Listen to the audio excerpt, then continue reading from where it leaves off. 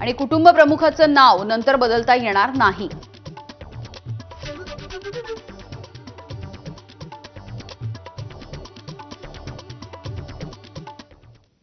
पुढची बातमी बघूयात। जैन मुनींच्या आशीर्वादानं आपला आवाज बरा झाला असा दावा मुंबईच्या महापौर रितू तावडे यांनी केलाय। महावीर जयंतीच्या निमित्तानं बोरिवलीमधील कोरा केंद्राच्या मैदानामध्ये भगवान महावीर जन्म कल्याणक महोत्सव साजरा करण्यात आला आणि या कार्यक्रमामध्ये मुख्यमंत्री देखील उपस्थित होते। तेव्हा मुंबईच्या महापौरांनी आपला हा अनुभव सांगितलाय। 1.5-2 साल से मैं मेरे गले को लेके काफी परेशान थी। मेरा जो आवाज आपको दिख रहा है ये ऐसे नहीं था। मैंने परम गुरुदेव जी को ये कहा कि गुरुदेव पता नहीं काफी मेडिसिन ले रही हूँ, कुछ भी हो नहीं रहा है।